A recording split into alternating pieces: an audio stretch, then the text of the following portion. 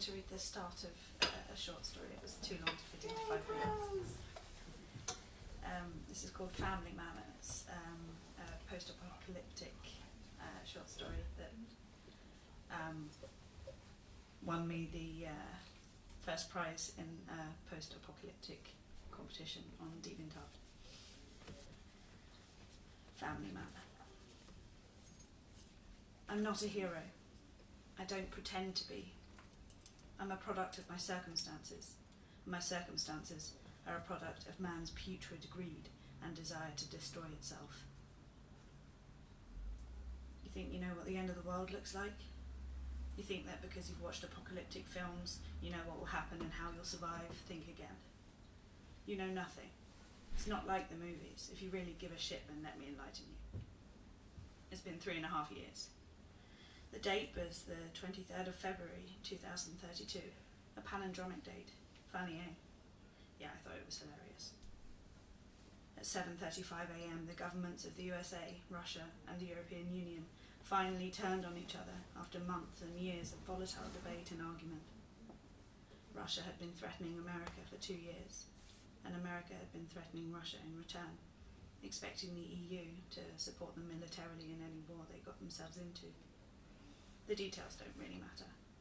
All you need to know is that they blew each other up. Literally. I'm lucky to be alive. So are all the people who survived. Nuclear warfare is a nasty business, especially when it's a three-way of the worst kind. Have you ever seen someone with a creeping dose?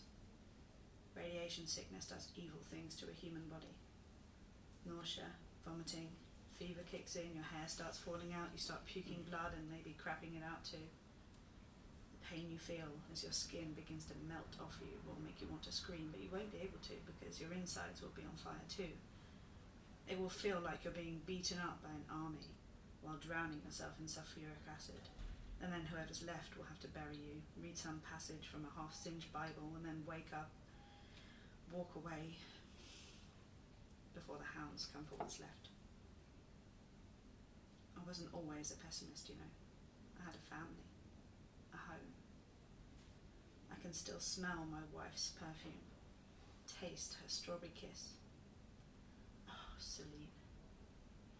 I can still hear my daughters laughing together in the backyard as they push each other on the swing and pick flowers for their mother. Oh, Madeleine, Marine. We all loved the summer. The day before the end of the world, Celine and I had booked a holiday for the summer to Thailand. We'd told the girls and they'd gone to bed so excited that they couldn't sleep. They came back downstairs together, hand in hand, asking if they could cuddle on the sofa with us until they fell asleep. We put on the DVD of Shrek and all drifted off to sleep in each other's arms.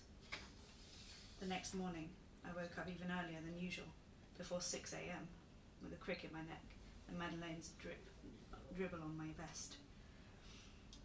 I slid off the sofa, leaving the girls sleeping, tiptoed upstairs and changed. There was a slight chill in the air, so I put on an extra sweater and an extra pair of socks. Our dog, Toby, came pounding in to greet me, full of slobber and fizzing with energy. He seemed especially vocal that day, I remember. Maybe he was trying to warn me. But nothing could have stopped it anyway. Thanks for trying though, Toby. At 7:35, the United States of America sent its Air Force over Russia and bombed its capital cities with cruel, heartbreaking precision. Russia sent its first attacks at America from Alaska, its new territory that the idiot president had seen fit to give Russia in a gesture of peace and hope 7 years previously. There is no peace. There is no hope. There never was. The European Union received pleas from both sides for help, and in its infinite wisdom decided to send nukes in both directions. It was all over in a matter of hours. Technology had advanced so far and so fast that precision was no longer a worry.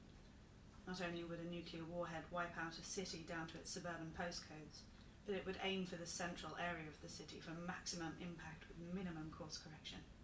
These bombs were smart. Our house was out in the country, near Medford, South Oregon. I felt the floor rumbling and heard Toby barking long before I saw what was happening. I ran downstairs into the kitchen, where Celine and the girls were staring out of the window.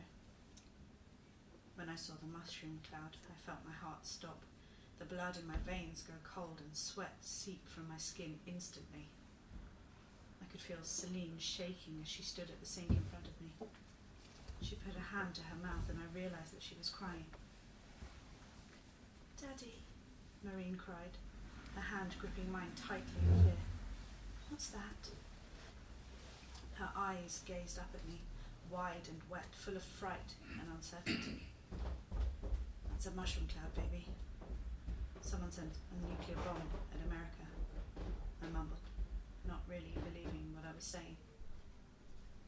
"Who would?" Celine couldn't finish her sentence.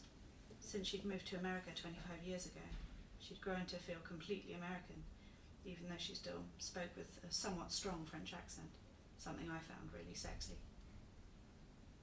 "We have to go." I didn't let Celine finish. I knew she would start to panic and frighten the girls. "We have to go now." I pulled them away from the sink and sent the girls up to their rooms to pack overnight bags. I knew it would be more than overnight. I sent Celine to our room and told her to pack everything she thought we'd need. I went down to the cellar and took out the 2 large backpackers' sacks that Celine and I had used when we went on a walkabout in Australia for our first anniversary. I packed one with outdoor clothes, warm blankets, sleeping bags, and picnic equipment. I unlocked the cellar door and tugged it open, letting a big gust of dust and ash escape. Stepping inside and closing the door behind me, I then turned on the dim light so that I could see what I was doing. I rolled up maps and charts that had been folded and strewn across the desk. I opened my weapon cabinet and took 3 of everything: shivs, machetes, slingshots, taser guns, rifles.